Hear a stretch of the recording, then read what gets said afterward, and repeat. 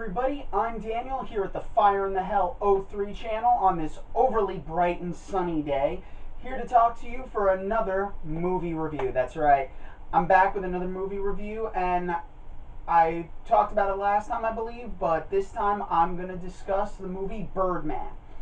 Now, normally I'm not the type of guy who likes artistic type of movies. I'm the guy that I prefer something action or really horror based, and sometimes sci-fi, but good comedy will always do. But Birdman was one of those movies where it was up for so many awards and there was so much talk about it that I had to see it. And I try to do these things spoiler free, but I'm gonna try to keep this as spoiler free as possible. But it might be a little difficult because this is a movie that I'm going to tell you my rating right off the bat, because this is a must see. This is a highly recommend. I can't stop talking about this movie enough. This is a movie about an actor who portrayed a superhero character, much like Michael Keaton did back in the 80s into the early 90s of his portrayal of Batman. He's playing a character who was an actor who portrayed this big character, Birdman, a superhero, for several movies. And he wanted to get away from that character and didn't want to be stuck being based as just that one character. Very similar to what Michael Keaton actually went through with the Batman character. So he's putting on a play to showcase his talents and do something new and have everyone take their attention off of what he was and now what he is. But he's going through his own emotional drama throughout this process, and he's surrounded by very other talented actors. Emma Stone, who plays his daughter. You have another actor in the movie playing an actor, Ed Norton. So you have all these great actors all intertwining for all these weird little pieces of a puzzle that put together this amazing story. And it really is this character's journey, and even in his mindset of kind of going slightly mad, where you don't know if is he really Birdman? Was Birdman just a character, or was this a character that he not only brought to life but is truly this character of Birdman? Now, let's get this straight. It's not the same Birdman you would think of when you remember the classic cartoon of Birdman that they redid for Cartoon Network to make Harvey Birdman attorney at law. The kind of character concept model looks very similar, but it doesn't seem to be the same kind of character. But they never really go into the expression of what the old Birdman movie was. But it's just kind of fun to see two Marvel comic character actors who've portrayed Gwen Stacy and the Incredible Hulk now also being teamed up with a former Batman DC actor of Michael Keaton. You've got Ed Norton, Emma Stone. You've got three great actors. Michael Keaton has always put on some amazing performances, and he takes some very challenging roles. I think this one was one of his edgier roles, and it's definitely something that I feel like this is something, if you don't want to own it, you definitely need to see this movie at the very least. It wasn't nominated for so many awards for no reason, and I normally disagree with a lot of what critics say and like these politics that go behind giving people awards, but Michael Keaton really did shine as Birdman. The psychosis behind the character and the motivations, the drive, and all the things that are going on behind the scenes before this play is actually being performed, and the test audiences for this play that they're watching it, and you're seeing like the drama unfold. But it's not just the drama, it's the politicking that goes behind an actor and the review process. It works for both people who are fans of the theater and for fans of movies.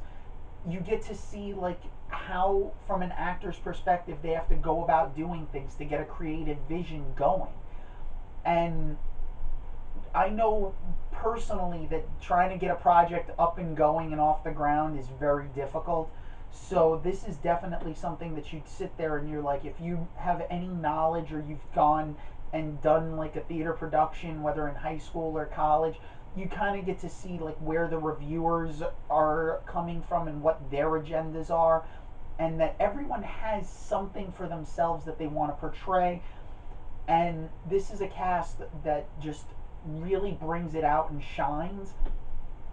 I don't like to gush over movies like this, but this is definitely one that I'm sitting there and I was like, I had to sit down and watch it. I heard a couple of reviews on it from people that I kind of trust their opinion on things, because when we start talking and they have similar outlooks on like old TV shows and movies like I do, it's one of those things where you're like, you know what? I kind of want to check that out. This was definitely one that I couldn't talk more highly of. Michael Keaton's performance is truly brilliant and worthy of not only being nominated but definitely award-winning production like performance. Emma Stone is always great. There's something about Emma Stone with whatever role she's playing, whether it's from Zombieland to the House Bunny to Spider-Man. She has this presence that she makes you not only want to watch her, but at the same time you're sitting there and you're like, wow, she really got into this character, and you don't feel like you're watching an actor portraying a character. You feel like this is who you see, what you're seeing is the character. You know, I can make a comparison to a lot of actors.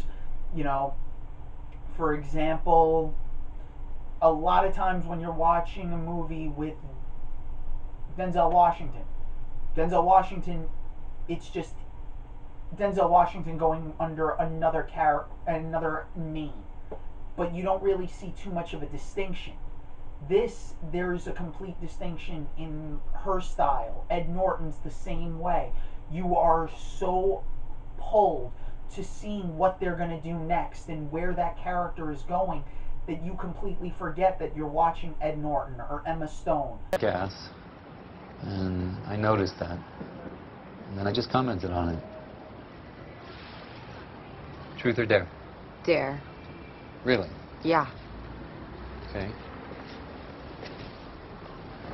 Okay. There's a bald guy. He's gonna walk right onto you, and I want you to spit on his head. No. You said dare. Truth. No, it's too late.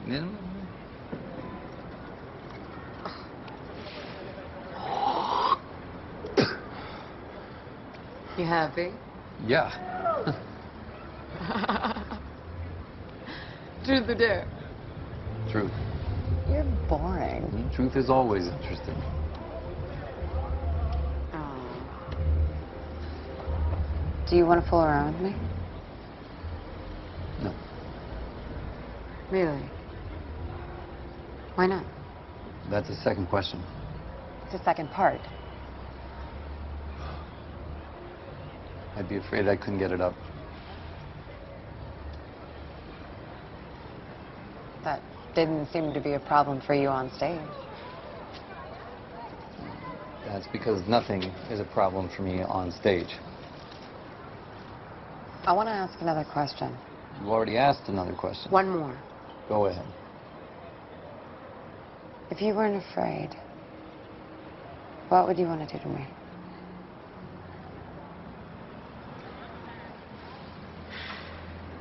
I'd pull your eyes out of your head. That's sweet. I'd put them in my own skull. I'd look around so I could see this street the way I used to when I was your age. Michael Keaton just completely engrossed his character, and even getting that voice that pops up in his head and hearing Birdman talking to him is that's why you're never sure, like, is this him thinking, or is this actually a character that's come to life? Is he the character, or is this him and his own self-doubts talking to himself, trying to convince him? So on my scale of must see, recommend, travel, can miss, and avoid, This is definitely a must-see to a recommend.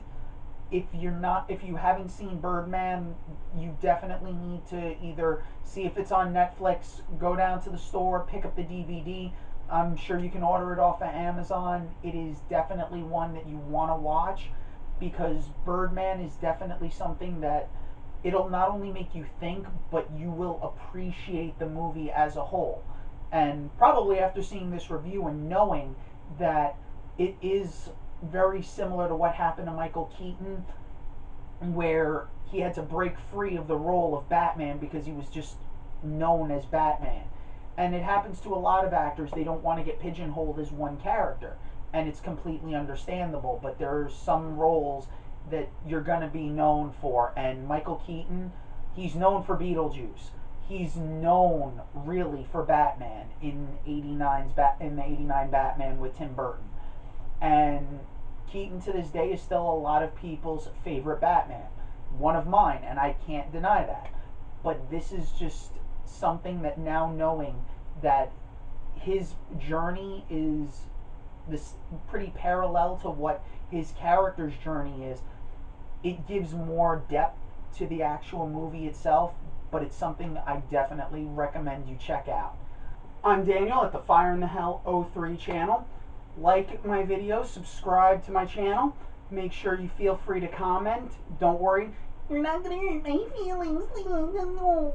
Just leave a comment if you got anything you want. If you got a comment you don't like my attitude, say it. You want a movie you want me to review? Tell me. You know what? You recommend the movie, and you think I should watch it and write a review and do a review for it, I'll do it. I want to see. My only requirement is I'm not going to do The Notebook, and I'm not doing Titanic. I've never watched them. I have no intention of ever watching them. You're not going to get me to watch those movies. There's no sense in it. But if you've got something that you feel is good, if you've got something really cheesy and that you think might be, that you don't think I can even sit through, make the recommendation in a comment, and I'll check it out. You tell me what you want to see, I'll see if I can make that happen. With that being said, our next movie that I'm going to be doing is We'll Never Have Paris. So, I want you guys to tune in. I should have a Loot Crate unboxing before that. But definitely like, subscribe, share this link with others, and also share it with everyone so that they can know about good movie reviews. I may not be Siskel and Ebert, but I'm definitely a lot more entertaining, and I'm going to be honest with you. For your honest reviews, and as spoiler-free as possible, I'm Daniel at the Fire in the Hell 03 channel, and you're watching my movie review for Birdman. So, with that said, I'll see y'all next time.